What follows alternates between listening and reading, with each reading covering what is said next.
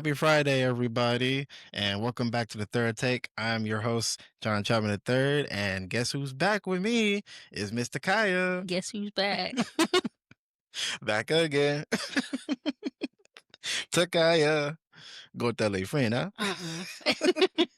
So, I want to welcome you guys back to episode 5. Oh my God, we're on episode 5 already. That's That's crazy crazy. work, crazy work. This episode will, as you guys have seen the title, this episode is called Breaking the Cycle. Um, this is basically talking about becoming the pressures of being a first gen college student. So we're gonna talk about our experiences being a first gen college student and give like some fresh tips to those who are actually college students that are first gen. I don't think I have any housekeeping. Oh, we could talk about a trip to NOLA. Oh, Talk we about a trip. can. So, like I said in the last episode, but by the time that was actually going, we was actually on a vacation in NOLA. We went to New Orleans, and I went to go and see met Xavier. They did an amazing panel, They did. It and was really good. I was very impressed. They did an amazing panel talking about men's mental health, talking about self growth, and all type of stuff. So the kind of stuff that this podcast is going to be actually about, and it really inspired me. So some episodes are going to be coming out like really. Don't be alarmed that there are going to be some episodes targeted towards men because that sometimes we need a little reminder too. But that's what Tkiia will be here for, so she can she can have her perspective and add a women's touch because every man needs a woman's touch on everything, for real, for real. Um, so yeah, we basically went there. Then we went to my tailgate. We had some nice. We was just killing boils. We were just Oh my killing God, we had boils. so many seafood boils. Seafood boils was just going. I don't know how we not broke. I That we don't know how saved are we before not the trip. broke. I do not know. Well, Um, what was your favorite part of the trip? I think my favorite part of the trip. So this is like part of the stuff that we kind of missed when we were talking about our story and kind of just how Mhm. we were able to relate a lot. So me and him spent a significant portion of our early 20s in New Orleans. So I was able to show him the version of New Orleans that I experienced, and he was able to show me the version of a New Orleans that he experienced. So that was my favorite part, just kind of being able to, we were some portions that we were there at the same time. We just didn't Right. know. Like, we just We didn't know. and that's the crazy part. We were literally there at the same exact time and left at the same exact time and didn't even know. We never even crossed each other, not even at like a Mardi Gras No, event or on Bourbon Street or nothing like that. Because never crossed I paths. sure would have looked twice. I ain't gonna lie. I sure would have looked twice. I would have to I'm double back. dead. I would have doubled back. But yes, so just being able to experience each other's versions of New Orleans Right. together, and making new memories in New Orleans, because though it was like there's good and bad, and so we were actually able to make good new memories like Right. with each other. Right. And then it was also like the zoo was fun. Uh, The zoo I was have definitely been dying fun. to go to that zoo. The zoo was definitely It was fun. It was super nice seeing fun. the little bayou. Then the just seeing like all the different animals, seeing that white gator was Yeah, the albino crazy. alligator Yes, was. the albino alligator, that was crazy. I've only seen that like in a video game when I Hmm. played Red Dead Redemption and I killed Oh it. my god, And like so seeing it like being that close, y'all, I mean, I'm saying I was sitting there shivering, like the way scared that they had the zoo set up, it was almost like you were directly in front of the of the animals. You're right. animals. Like we were right in front of lions, y'all. We Yeah. were right in front of lions. It was very nice. Granted it was the little glass, but we was in front of some lions and that was the literally crazy. Maybe I might post some later on. So that's a little spill of our New Orleans. We'll kind of get into that because we both are going to, because I'll definitely be getting into New Orleans because that's where I went for my undergrad. But basically, we're gonna, like I said, we're just going to talk about some first gen stuff, share our experiences, and just try and maybe try to help somebody that actually is a first gen going through the motions right now. Zakiah, I just want to ask you, what do you think are some misconceptions about being first gen that people may have towards them? I would say a misconception about first yeah, I feel like the definition itself, because a lot of people don't think about it. Because I know I didn't think I was for a long time because I was thinking, oh, my aunt did. Hmm. Um, or other people in my family did, like Right. had cousins and stuff like that. So actual misconception, I would say, is the actual definition of Right. first gen. Well, to help with that misconception, I'm gonna give you guys the actual definition of what a first gen student is. A first gen student is typically somebody whose parent or guardian have never successfully completed a 4-year degree at a university or a college. So, by that definition, your parents have not went to college, but they did not finish, Right. and my parents never went to college. So, we are both classified as It's first first gen gen. students, which is crazy to think about. Hmm. Um, so basically, we what we're gonna do is we're gonna get into like the weight of expectations. So when you were going in college, did you feel any pressure, or if you did, how did you feel, and how did you navigate with that pressure of being a first gen, or did that even cross your mind because you didn't, like you say, you didn't know you were actually first gen? So it definitely did cross my mind. So backstory from me, both of my parents went to SFA, which is Stephen F. Austin University in Nacogdoches, Texas. The reason why neither one of them finished, from my understanding, is because my mom got pregnant with me. Hmm. So I felt obligated to not only go to Stephen F. Austin, but to actually finish what they started. Right.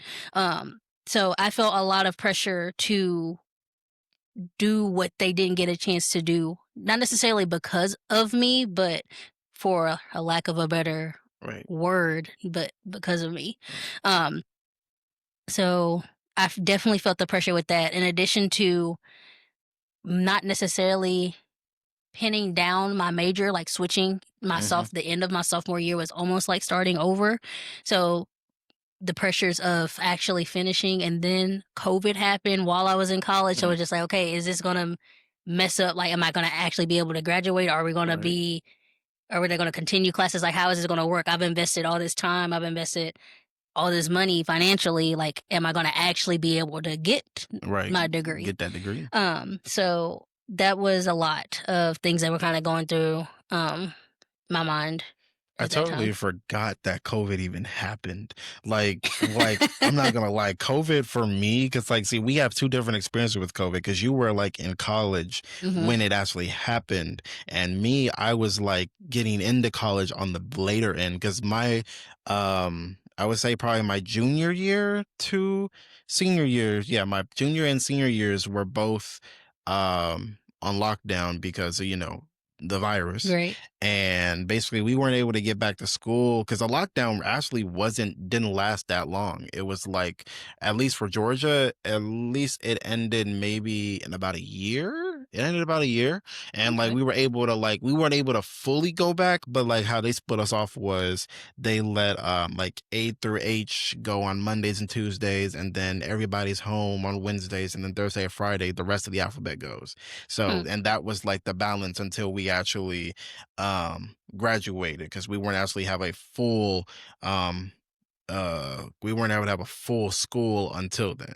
Okay. And so then when I got to college, it was like more on the later end, and we ended up they ended up having, like, Xavier ended up having us take, I don't know how many COVID tests. Like, they used to be randomly selected, so you would get an email to your Zula email basically saying, "Hey, you've been selected to get your COVID test. Come to St. Joe's and come get it between this time or whatnot. And if you don't, you're gonna get penalized." And I'm like, "How you gonna make somebody? Maybe I got an exam, or maybe I got Right. a quiz or something." But apparently that was also you could use it as an excuse to get out of class. So Oh, I was dang. out. Uh-uh. I was like, "Sorry, y'all. I was like, sorry, Dr. Jones. I gotta go give me a A COVID COVID test. I ain't test. gonna lie. You want to get sick?" Mm-mm. So yeah, for COVID, and then basically my school, basically, or my class specifically, actually called the news on Xavier because they were trying to get us to have like in-person finals, while there was a huge, it wasn't just like one or two people had COVID. I mean, I'm talking about thousands of people, on not Mm. only in New Orleans but on our campus, had COVID. And there was like a dorm, like two floors of a dorm that was dedicated dedicated just to people who had COVID. Dang. And we were like, this stuff is spreading around the Right. school. So we should not be in classroom where these kids have been in to get sick. Yeah. And the school was just like, no, like no, you guys can do it, you guys are whatnot. And then it took us to actually get the news, and they actually made it optional for people if they wanted to take it online or if they want to take it um in person. And for Mhm. us, it wasn't like, because most people would think like we did that because we want to cheat or we want to do that. We're actually like concerned for Right, our we were health. concerned for your health. And we're like, now granted, I don't know what other people did, but granted, it would be a good alibi, but there's always that monitoring thing that they use. I forgot what it was called. Oh my god, that's crazy. It's basically like a It monitor software. your screen Yeah, it while you're monitors taking the lockdown test. browser. That's what it is. Like there's always lockdown browser with the camera. Mhm. So even if somebody wanted to cheat, they can't, because you got the lockdown browser and you have the webcam like facing them, they would have to. And that's what I had to do. I did I did all my finals online, and what's it called? I had the webcam, so that's how I know that that happened. Um, but yeah, for me, it was like, in terms of me having to deal with expectations. Ooh, me, it was like, man, my main thing is, before I even went to college, I've always wanted to go to college, because like whenever I was a kid, I was just like, I want to go to college, want to go to college. My parents were like, okay, yeah, yeah, yeah, you can go to college, whatnot. And then like once I like started learning about their journeys and how Mhm. my parents were like struggling to get to struggling not only just to get to college, because that was never, told to them, that was never preached to their generation of go to college. It was always for them, it was like stay in the church, stay at home, get a job early and all that type of stuff. So, and they had me relatively young, like I believe my mom was like 23 when she had me, so she was like my age when she had me. And basically, like for me, I was just like, I wanted to carve that path, and not only just for myself in the future, but I wanted to carve a path for my siblings as well, so that they could Mhm. see that, John's done John's done college, so I can do it. And Yeah. I'd be like, yeah, and I want to be able to be a person that can like help them kind of get through, because I had aid.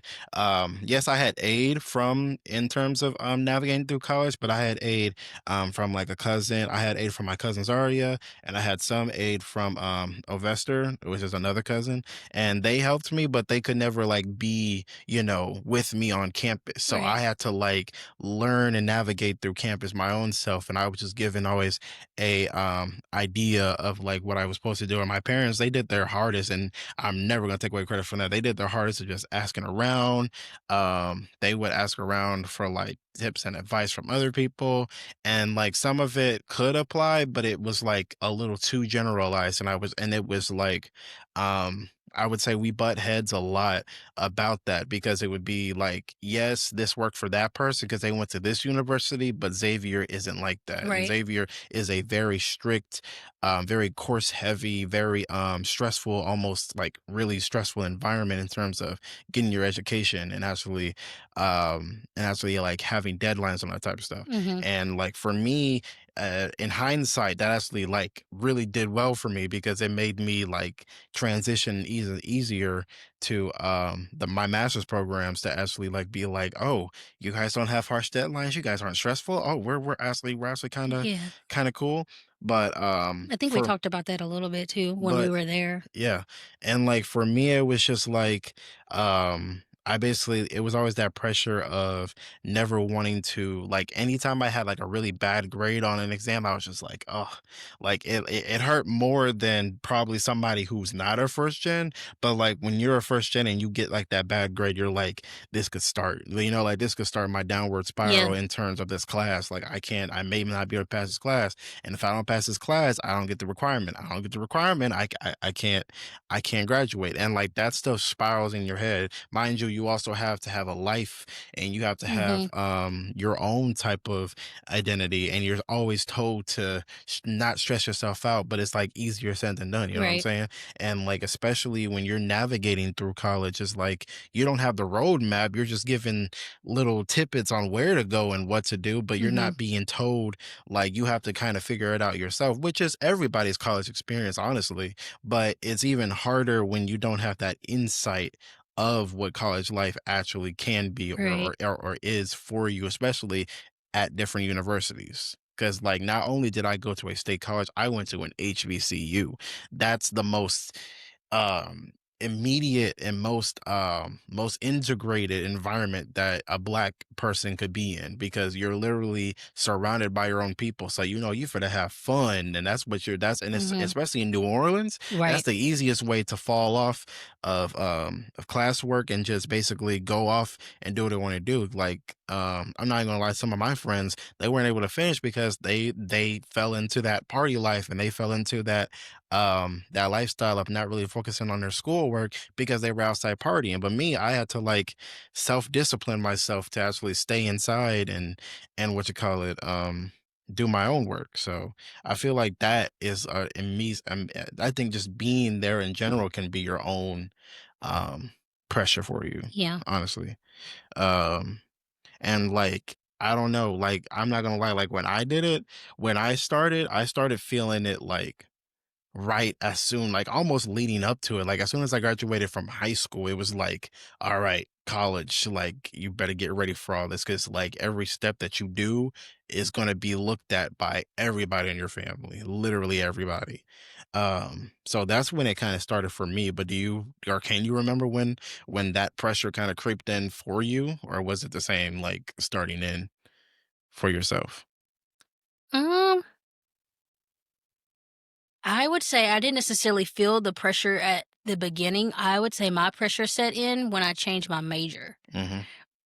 Just because I felt not really defeated to a certain extent, but it was just like I'm starting over, and a lot of what I've already done, like a lot of the classes and stuff that I had already taken, those credits don't transfer over. So it's just like I've wasted this amount of time on these classes, this amount of effort, this amount of money, because Right. the more classes you take that's outside of your actual degree plan is just extra money. Right. Um, so that's when I started to feel a little bit defeated to a certain extent. And I started to feel that pressure like, okay, my parents have helped me like move, help me pay for certain things. Um, and I just felt like I had to push through it, the things that were kind of holding me back. Right. No, that's not no, that's real, because cause that I didn't change my major like entirely, but I changed like the major like how do I say? I changed from psychology pre-med to just regular psych Mhm, science, because psychology pre-med wanted me to go like medicine wise, mhm, like psychiatrist right. And I was like, I guess I want to do that. But then I got to I was like, it was a big battle of back and forth. And even me and my dad sometimes clashed about this. It was just about what's the best route of getting to where I need to get to. And for me, I was like, for me, my definition, I just wanted to help people. I just wanted to help people mhm, the biggest degree that I knew I could handle. And it was like a psychiatrist is somebody who prescribes medicine, and a psychologist somebody who you just talk to. right, And that then some in some states they actually do let psychologists prescribe medicine. I don't know if Texas has that, but um a psychologist most likely does not prescribe medicine, and that was my main thing whenever it came to psychology is I don't want to make somebody be super dependent on on a drug, and they can actually like I can you can actually talk talk them to through them. it. And especially I talk to different psychiatrists, and like they don't really see their patient, but they have just so many Mhm, because they're just prescribing medicine. They'll like do follow-ups. But right, me, I want to be that person to actually talk to them. So that's mhm, why some people even have like a psychologist and a psychiatrist, so they have somebody to talk to, and they got the druggy one. That's what we call them. uh-uh, The drug dealers. And so it was like switching from pre-med to regular psych. That was very it was for me it was very it almost felt like defeat, but then I had to look at it from my perspective and being like, I'm doing something that I want to do and mhm, not something that somebody else wants to do. And for me, it was just like, Because also, like, I know my own limits. Like, Right. I know my limits in terms of because the psychology pre-med degree plan, you would have been taking like chemistry, psychology, I mean chemistry, biology, physics, all types of classes that really doesn't pertain to psychology when you could have just taken the psychology psych science route Mhm. and then you can put in actually psychology classes that actually matter towards your degree. So I was able to take psychopharmacology, and that class is actually not on the pre-med Mhm. requirement because you would have taken chemistry in your Right. biology. But I've actually learned the psychology of drugs Mhm. versus learning just what the drug is. It's right. So for me that I feel like that was a big strength for me is that of taking that route so I can at least get I can learn like some of that aspect of the pre-med but in a psychology tone because Mhm. that's where I would be applying it anyways, you know what I'm saying? Yeah. So, I I know for me, because I switched from pre-vet to human science. So a mm, lot of the prerequisites that I would have needed anyway were basically all the science classes. right. Those were able to be transferred over, but the things that were more so specific to like actual animal science and stuff Mhm. like that, those were I think they took a couple of them and they just used them as electives, so I didn't have to take Right. like So you don't have to take like theater or yeah, you anything don't like take that. theater or world But geography. that part helped out, but still that jump in itself, it's not that I didn't want to do pre-vet to begin with. I just saw myself and always imagined myself doing some sort of like actual patient care, patient interaction Mhm. of a sort. And you still kind of get that with pre-vet, but that's more so interaction with the animals. Like the Right, with the actual person animals. itself is not the patient, it's the Right, animal. it's the animal. Um, so it was like a mild switch, but yeah. Yeah, and like, I know for me, like, it didn't really the pressure really didn't hit me until probably my end of sophomore year, early junior year, and that's when like it really hit in terms of like the pressures of every class that I'm taking, and every grade that I get has to Has to be matter. It has to counts. matter and it has to be perfect because if I'm even just a little bit off, I may not graduate on time. And if I don't graduate on time, then everybody's looking at you like, whoa, you taking Mhm. you couldn't even do the 4 years. You had to take like 5 or 6. And that was and not like for me that might be just a just a me thing or a Mhm. pride thing, but for me it's just like I wanted to strive to show my siblings and show everybody in my family like we can do it and we can do it to the best degree, Right. period. And for me it was like that was the pressure of getting through each and every single class so that I could actually um move to the bigger goal. Because once I got to the bigger goal of actually completing college, then that's when it really you can reap in all that benefit. So, like I said, I had a lot of late nights. I had a lot of therapy sessions. I had a lot of friends sessions with a lot of other people. I had even talks with like certain professors. Like that's how me and Dr. Jones got very close because like I would just ask her like what would she do in my position, all that type of stuff. And she would like give me like the honest feedback that Mhm. I would need from her perspective. And even like talking to my parents, like I can't even count how many times I've called my mom and being like, I'm almost done. Like I'm about Yeah. to drop out. And like she would always be the one to be like, you can keep going, you can keep going, you can do it, you can do it. And like having a support system really did help with that type of with those stressors. So Right. but for you, I wanted to know like how did that affect your mental, especially if you're like being in a relationship, friendships in general, and just like how did that affect you like as an individual in your mental space? I would say that at the time I was in a relationship. I was in a long-term relationship at that. So we were long distance. He was actually stationed in New Orleans while I was in school in Texas and Nacogdoches. So mentally and the actual impact on the relationship is that we were growing up and changing and having these different life experiences, making new friends. Um, and we were doing it apart. So whenever we got together, it was like we were relearning this new version of Right. who we You were were almost every seeing a new time person that we every saw each single other. time. Um, So that definitely added a lot of stress. In addition to, I also worked while I was in school. Um, I worked on campus. I worked at the Einstein Bagel Brothers in the library.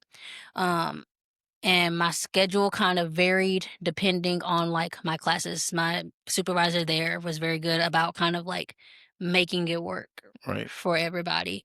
Um, so yeah, I worked all 4 years through Were my you in undergrad. work study, or did you No, just, or did you also you so you didn't even get no, like the benefits mm-mm, of work study? Dang, that's no. crazy. So I worked, and so I worked there at the actual bagel place, and then if they needed people to, like, say somebody called out and they need somebody to work the actual cafeteria, I work at the cafeteria.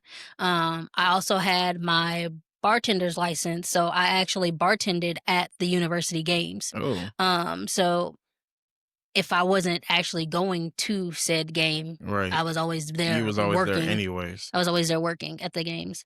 Um, so yeah, um, I would definitely say the relationship and it being long distance, and the fact that I was also working because I had like bills and stuff that were already like in my name at this Mhm. time. I had a car, had car insurance, car payments, and still in Right. school paying for books.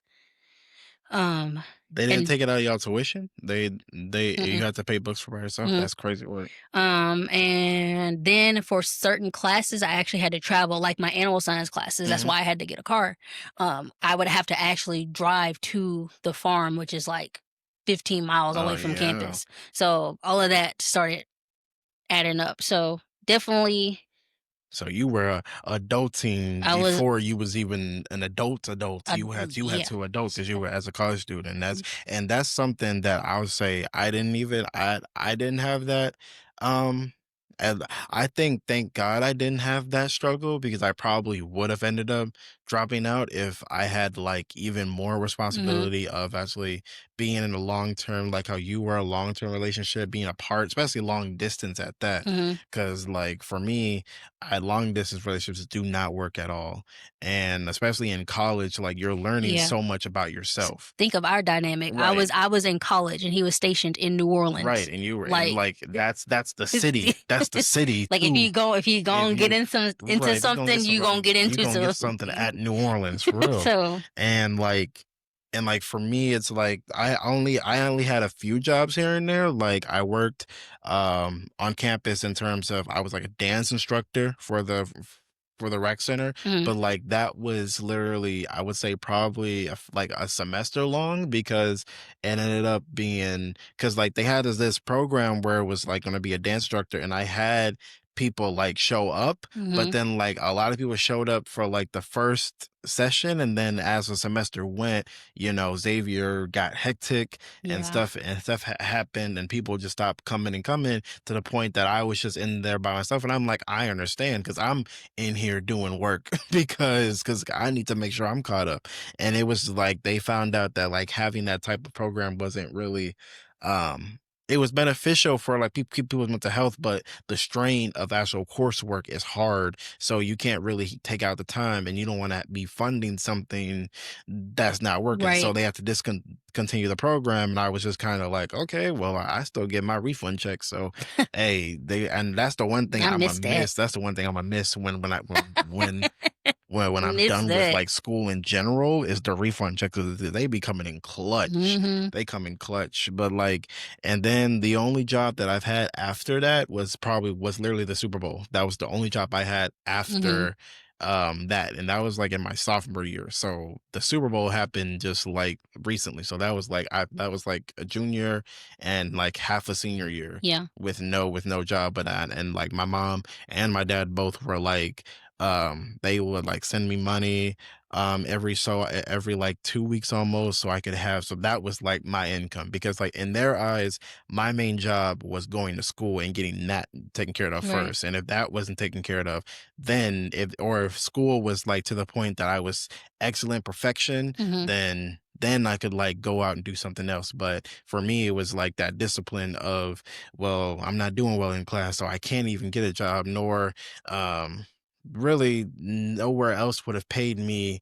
you know, decent money for the amount of hours that I would That have you would to have been able to that work. I would have been able to work, and also the hours that I would have that's hours lost in terms of doing schoolwork, Mhm, and not only time for yourself. And like I had so much schoolwork because, like I said, I changed majors or changed like sub majors a little bit, and mhm. I had so much schoolwork because I ended up, I don't know why, I ended up with all the professors that gave out the most work. Like Way to I go to had rate like the my only professor first. yes, like and I did, and like it ended up they just like switching. So like the professors that I didn't have, they were like the lenient ones, but they Mhm, were told on break my professor like they're hard, they're course heavy, and all that type of stuff. But then I take the ones that are actually like said to the only person that's exactly what the rate my professor score is was literally Dr. Jones and Dr. Drexler. He was my theology professor, and I think one more. And they were the only ones who were actually what their rate my professor thing says. And I feel like they look at that and they be like, I'm gonna be the exact Imma be different. opposite Right. this semester so that I can get different ratings. I don't know how they do that, but it was just like that right there was also a concern. I was Mhm, like, if I'm not dedicating like time to school, I'm not gonna really be able to, graduate. And then if I don't graduate, I don't get my degree. And if I don't get my right. degree, uh-oh, you got a failed college student. You know what I'm saying? Mhm, And that was always in the back of my mind. So I think with that, it really helped me. I think for me not having that helped me navigate because I was able to focus more on learning about college mhm, and learning like more about myself in general. Um and so for me, um I'm trying to think of a moment where I struggled and I really grew from. I think most likely was probably because my first semester or my first year, my freshman year was just pitch perfect. I had a 4.0 my first semester, and then I had like a 3.5 in the second one. So like my GPA was crispy. It was like I was on Dean's list crispy. And then soon as sophomore year hit, plummet. I was like, I never went past a two. I never went below a two, but I was at least past two where I didn't have, I wasn't, and I don't know how I was on academic probation because they never put me on it, but hey, they can't put me on it now. And because like Xavier's GPA requirements are actually really strict. Like if you're not at 2.5 at least, you're on academic probation. mhm, And I think I was on a 2. I would say the lowest that I've ever had is a 2.3. But my cheat code is I always took summer classes. So mhm, I would take summer classes and it would keep me kind of afloat. If my fall or spring semester wasn't good, I would always take a summer class and that would help kind of boost up because I ended up getting like A's and B's in summer class and mostly A's. And so that's what kept me afloat. And I think that's what helped me kind of grow in terms of learning like time management and also like I said my discipline of if this school if this class or you're not doing well in then you don't get to do go outside, you don't even get to play the game. Like playing a game for me was like a luxury. mhm, I couldn't, I wouldn't even touch my controls because I didn't feel completed because or any type of completion because I didn't do work. Or if I got a bad grade on something, then I would just be like, dang, I gotta go through the actual paper or go through the exam and look at why did I get these wrong. And I always would like take note of that so that the next time around or for my own knowledge, because the way how Xavier's um wired is that most psychology classes they're not comprehensive. You may have like one or two, but like all the other ones they're just mainly you learn one subject and you move on to the other one. So it was just helpful for me. Do you think can you think of a moment where you really grew from that you struggled in the most? hmm, trying to think. I don't know. I think it's interesting how our experiences are similar, but they're also vastly different. Mm, Um, Even with me working through school and still, I was still able to live, I would say, the best college experience that I probably could have. Like I still went out, I still partied, I still made good grades, like, I See, you think they just had a had lot good to time do. management. That's what it was. I feel like a lot me learning that then allowed me to do what I do now, kinda Mhm. how I do it. Right. Um, trying to think of anything that I had to figure out. I can't necessarily say that I figured out anything alone. So my first semester, I want to say maybe it was my first 2 semesters. I would say for at least the first beginning part of my college experience as a freshman, I was roommates with my best friend Cynthia.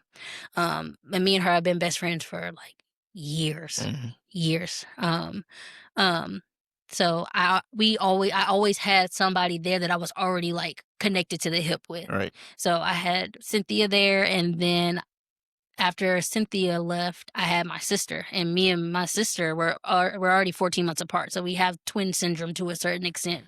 So I was never going through something or never figuring out something by myself with somebody that I didn't necessarily know or wasn't comfortable with. Right. Um, and especially like once Makia got there, it literally just felt like what we were doing at home, but we are not at home. Right. Like we're on a college campus. Right. Um, so I can't really say that I figured anything out alone. You figured it there. I figured I it out mean, with us, that's I mean, that's with some good them. that's some good advice. Is actually to tell like other students to actually like support you because you had a support system. Yeah, Like not only you had a support system at home, but you had a support system on campus. campus, right? So you had friends because like didn't you say like you grew up with your roommate or So y'all me and became Cynthia, friends? oh God, I'm trying to think how long we've been friends. I can even tell you, like even like I would say either first grade or even less than So that. you basically So grew up so we you grew up basically so together. your so relatives exactly you basically grew up with your roommate so you were Right. able to actually have somebody not only from like the most your developmental years but also in college years you was able to Hmm. have that same person and you both were able to learn about each other and learn about yourself as individuals Right. in that type of context and I think that's a really good um that's a good piece of advice for college Hmm.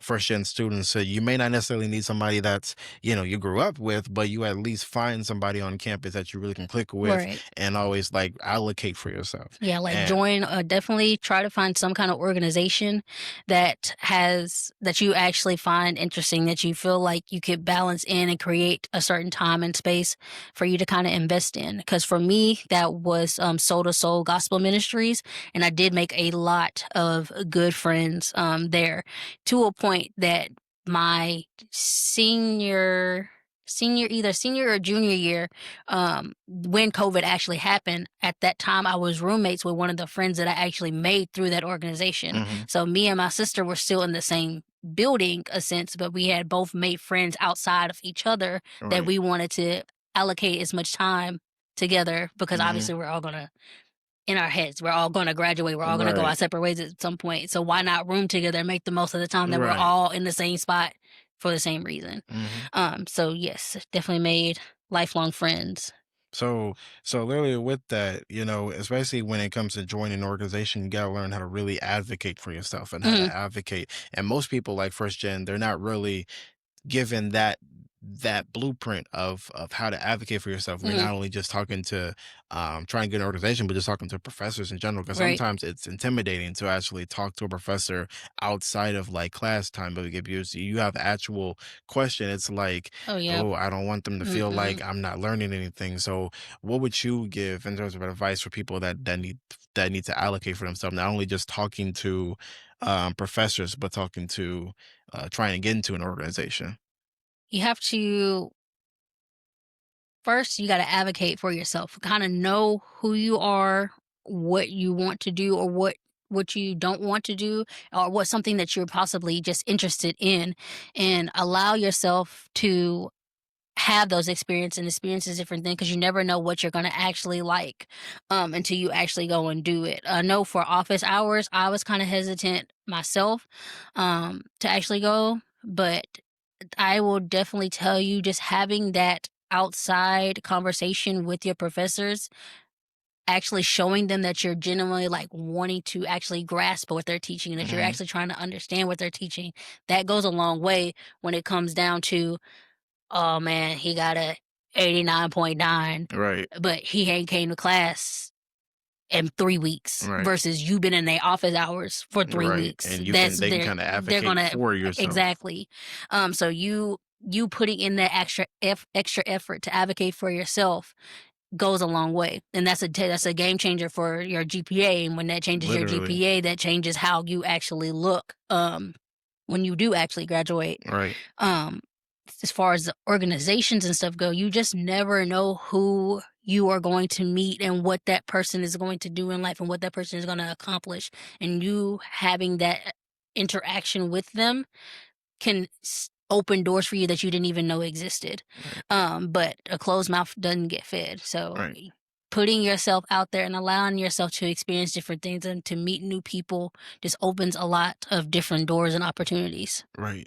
And I can agree with that for real, because like you said, I basically had that issue with talking to professors because I was like so hesitant on being like, oh, do I can I actually go to the office hours? And it was like I don't want to, like, I'm a person that I'll approach you after class, but like when you get out of class, they get out of class. So it's Right. like they have another class that they got to get to, and they don't have they may not have like that 5 minutes that you need. So that's why you go to office hours and you have to actually make time for that. I think that's the harder part for some students, is like actually making the time to actually do it, because Mhm. like so you're so fixated on going to class and going back to your dorm and studying, but instead of actually like learning that time management of actually taking out, being like, okay, their office hours is from 12 to 2. If I got a 12 o'clock class and we got a 12:30, I can go for the 1 o'clock. I can Mhm. go there at 1 o'clock and just sit there until they're done, if they're talking to somebody, until they're done, and then I'll be the next person in, you know what I'm saying? Right. And actually, it's like that's the first hurdle of actually going to office hours. Because I will always say, I don't know how many times I've been in Dr. Jones' office hours, and like she had it where we could schedule it and we could actually like pick a time. So like it would be our designated time instead of just showing up to her office between 12:30 to 2 o'clock and trying to hope that we're the only ones there. And so I would say for me, advocating for myself when I went to Xavier, man, I had to really advocate for myself, in terms of just telling like what I wanted to do. Cause I believe like when I started, we had to do like interviews, and it was like it almost felt like a job interview Mhm. of actually talking and getting and advocating for yourself to get the position. Cause I was, again, I'm one of the founding like leadership team members who actually got Metasavior like going. So it was just like we had to have an idea, and it was like if you didn't come really with any good ideas, it was like, well, what are you going to contribute if you don't Mhm. really have any ideas? And we can't just you can't just look there and twiddle your thumbs. But I was like, I was super interested in Metasavior. It's an all men group. It's literally something on campus, and I was like, they have a mental health co-chair position. I was like, I could literally kill that because that's what I'm going to school for. I'm Right. literally going to school for psychology. And then my main thing was I had it lined up of what I wanted to do, how I wanted to leave my mark on Xavier. And like that's what I used to allocate. I just used what I wanted to do. And they were like, oh, we can get jiggy with that. Mhm. And they literally was like, yeah, come on. And then I was able to actually implement that.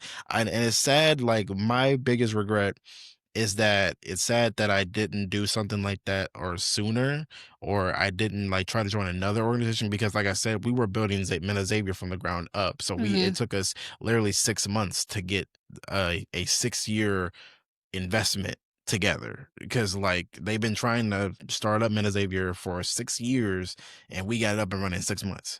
And it was just literally that was a big challenge, because it was like you're starting, everything you do is the first. Right. And so especially for a mental health co-chair, it's like what is the best thing I can do to help boost morality when it comes to the men on Xavier. So that's why I had my mental health talks, I had my check-ins where we would just go to the actual freshman male dorm Mhm. and we just knock on every single door and just asking them little questions and seeing how they're doing. And basically just with that helped us implement even more stuff. And I'm not even gonna lie, I got a whole a Google Drive of just ideas and Mhm. like actual promotional, like, and it's not even just like the idea itself, it's how we're going to execute it, what's it going to be called, how is this going to benefit, and like the stuff that somebody who's planning it, like if we Mhm. our event planner, if they needed the information, they had it right then Right. there, and all I had to do was just give it to them, and they was able to do it.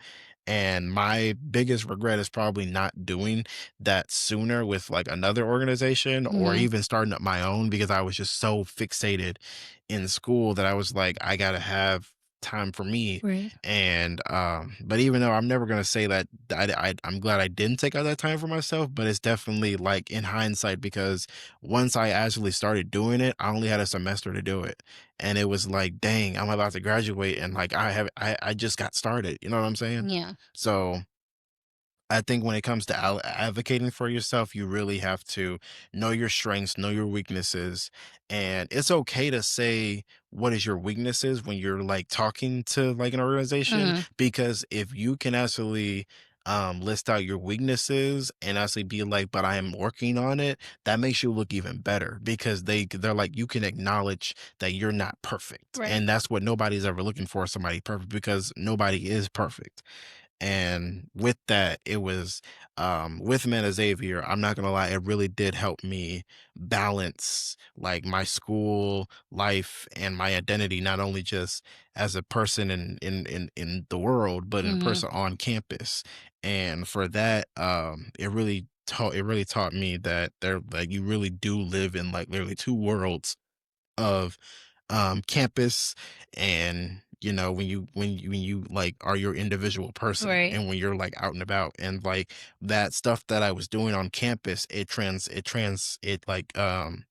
merged with my actual person, and it made me in like to a more confident person, because I was so confident when I did Men Xavier stuff, Right. and now I was like, I can literally be this all the time, where I could like, and help boosted up my confidence in terms of my own person. So that's some advice I would give in terms of advocating, like be able to say that you have weaknesses, because everybody always has them. When you were balancing, what did you do to try to keep yourself from burnout, or how did you deal with burnout once you were burnt out? Party. Hey. Like, I mean, there was always something going on at SFA. It was always something, and if it wasn't something, like, for us to go out and do, we would go out and party, like, we would create said party in the Mhm. in the dorm room, like, it was always something. It was never a dull moment. It truly wasn't. Like, there's even us, we were put on, like, roller skates, and we're skating in the dorm. Like, skating Mm-mm. around in the dorm. We also had Bruno, so we would go, we would set time aside where we would all be together, and, like, even if we were just sitting together, like, studying, it was never, like, a dull moment. Right. Like, we would have brunches together. Y'all had that sisterhood basically. Yes, like, it was real, like, we would have brunches, we would have dinners, like, everybody would contribute, we would all Right. cook, and then we would just all sit and, like, eat. And then we would even pass around we would pass around Bruno based off of everybody's, like, class schedule. It's like, "Okay, I'm gonna meet Ryan. Ryan get out of class at this time, I gotta go to class at this time. I'm bringing Bruno." And so we would trade off trade off Bruno. So because he would bark if he was by himself. Right. Even though I had a EMS letter, like, I just like, if he didn't have to be by himself, Right.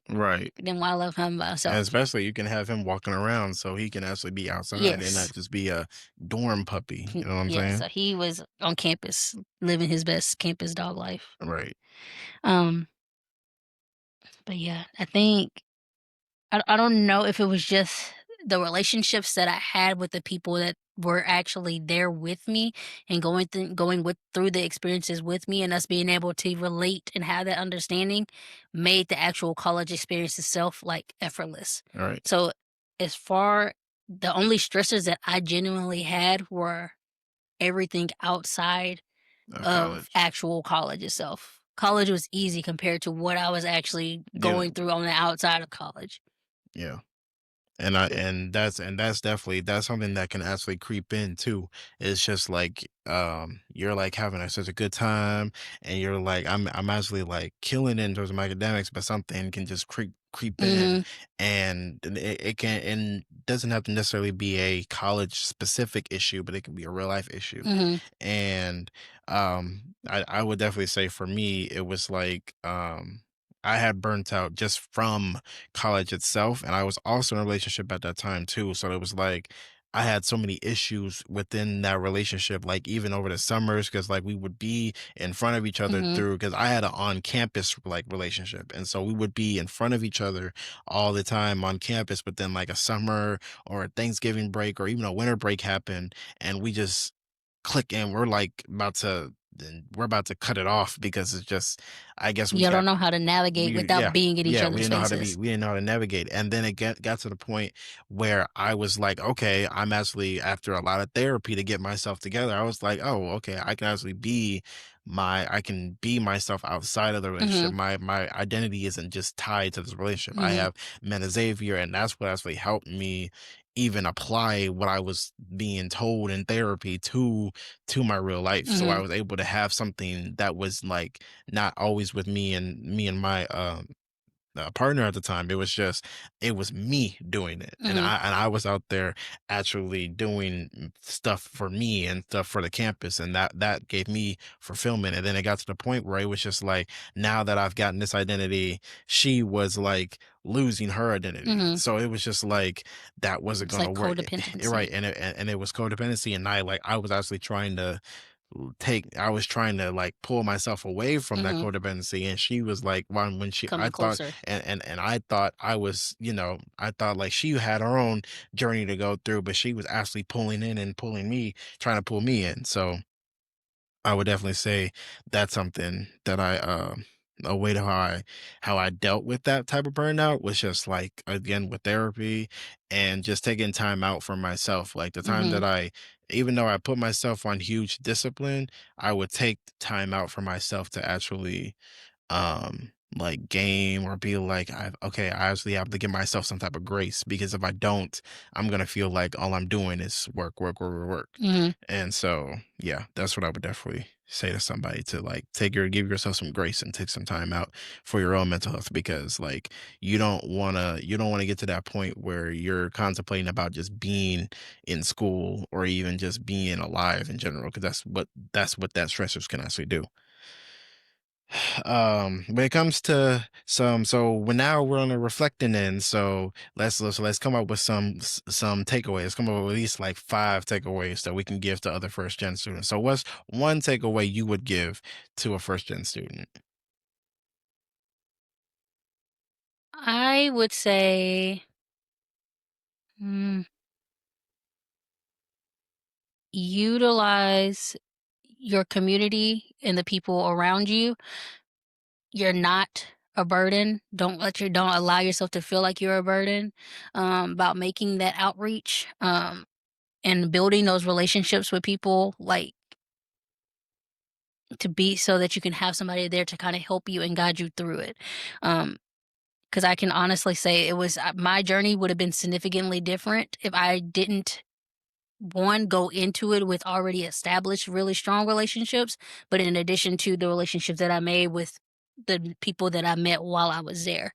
Um, those relationships definitely helped guide me through and keep me level headed and kept me stable, um, as I was going through, not only just dealing with the college aspect of everything, but the things that I was going and dealing with outside of college with my relationship at the time. Mhm. Though having those stable relationships with that sense of like unconditional Right. love and support, like regardless, was literally what got me through. And also being able to like ask for help, because Mhm. because a lot of people be like, well, you're first gen, so you should kind of like, you have to like Y- look for yourself so you can know So you can know all everything. the answers. No, And still like ask. you're never gonna know all the answers, because how can you? How can you know all Because the answers? you don't You're even have a blueprint. you're You're literally first gen. first gen. You're the first person to do it. You're not gonna have all If of the anything, you're answers. gonna be the one to make all the mistakes. Exactly. You're gonna be the one that has all the mistakes. And I'm not gonna say my academic journey was not perfect in any shape or No, form, mine but wasn't perfect hey, either, I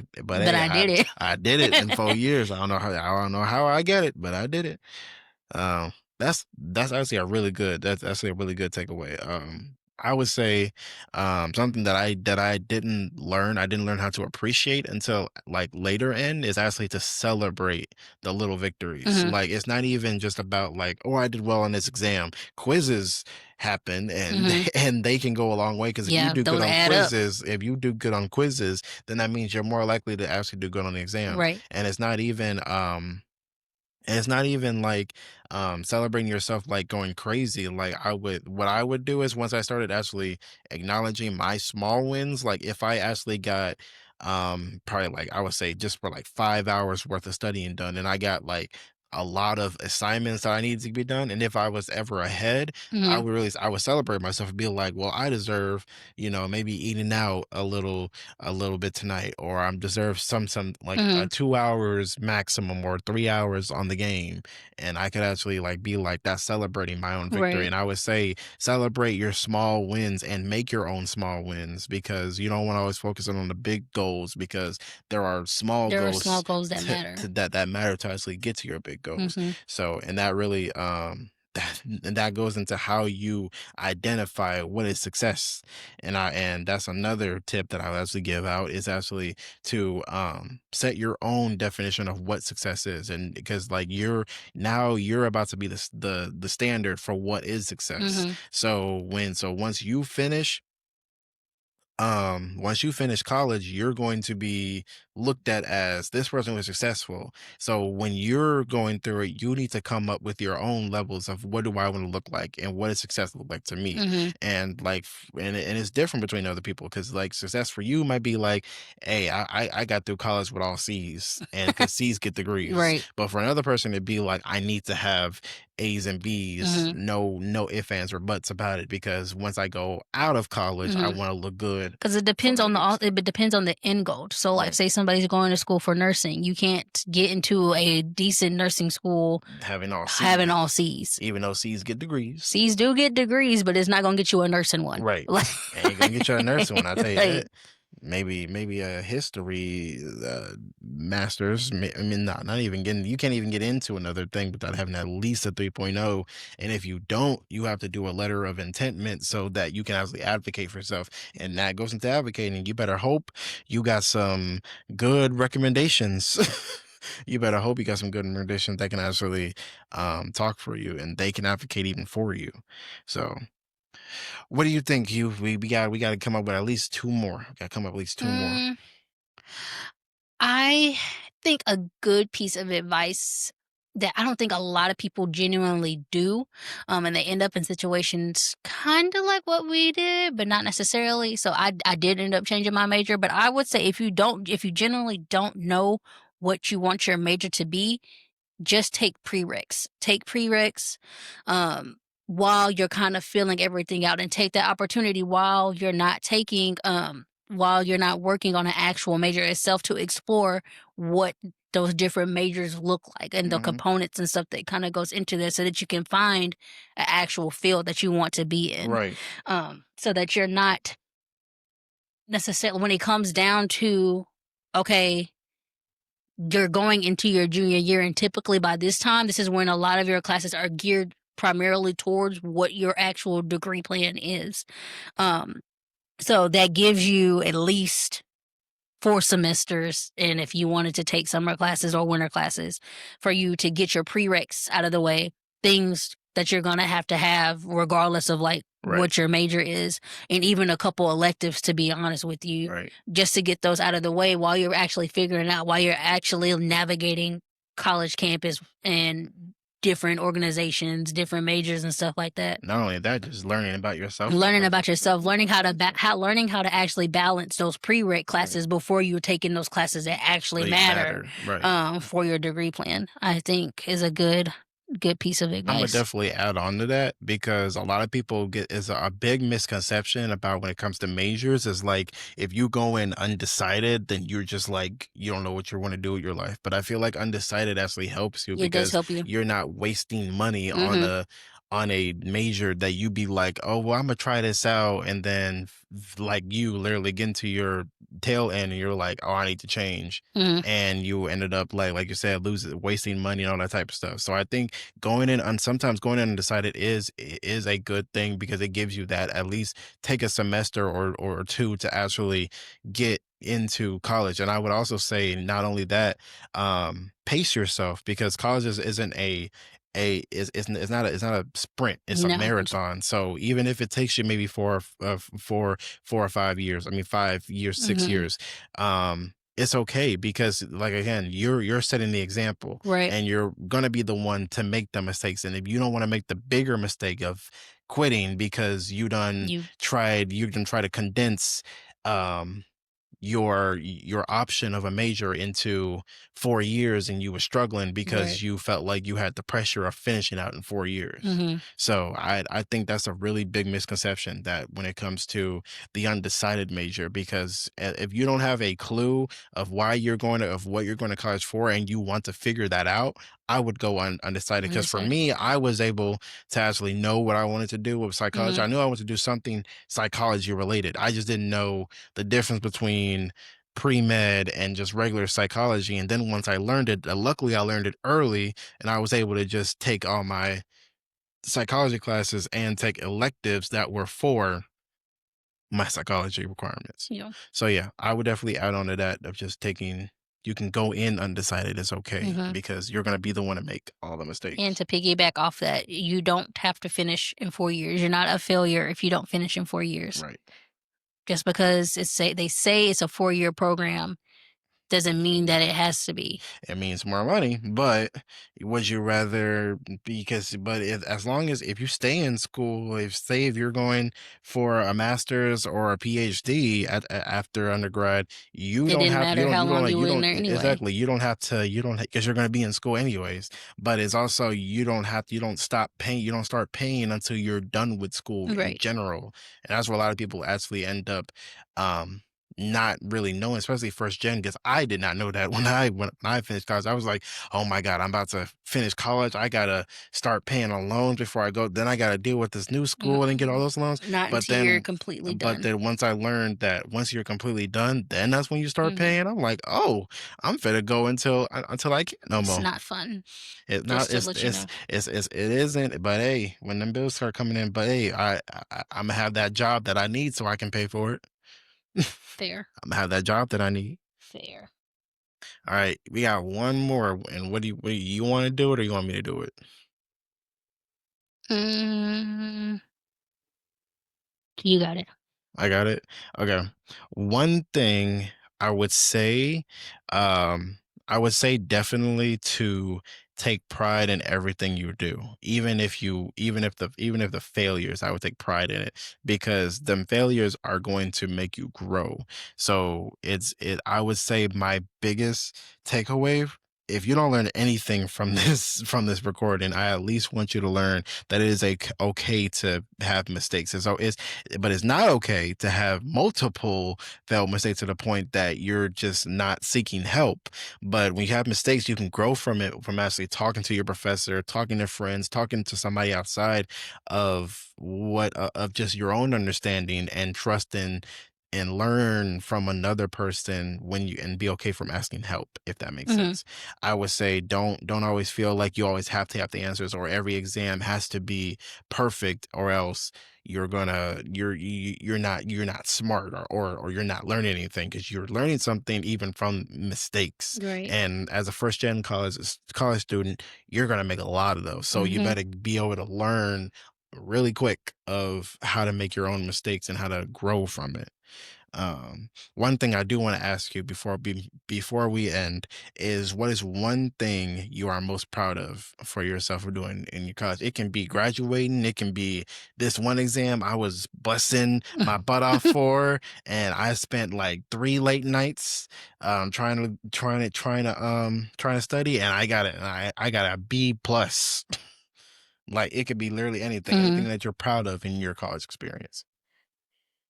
I would say, not that I'm not proud of my undergrad college experience, but my master's. I feel like I'm more proud for my master's simply because of what I was actually going through at the time, and the fact that I was still able to finish with my master's, and I think I had like a 3.8 GPA. Ooh, go ahead, what you asked. And it was that was probably one of the darkest and hardest times of my life, and the fact that I was still able to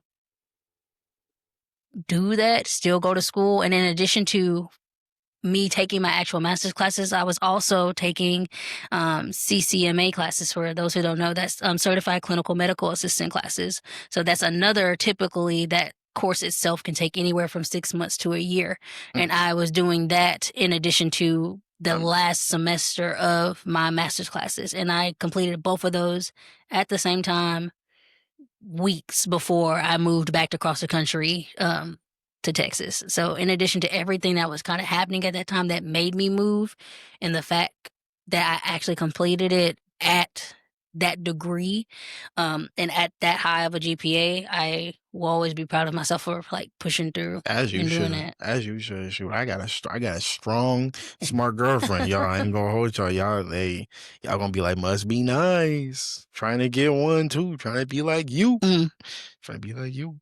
One thing I'm probably most proud of, I'm okay, I gotta be selfish about this one hmm because I was gonna be like, I'm most proud of Men Xavier because of what it was, what but we this test, experienced but when this we went, yeah. exactly, and I was because I was like I said, I was just beyond proud because that's exactly what I wanted hmm Men Xavier to be. They had a It awesome was panel. awesome. They had an awesome panel. If y'all are listening to this podcast, bro, I'm gonna get y'all on.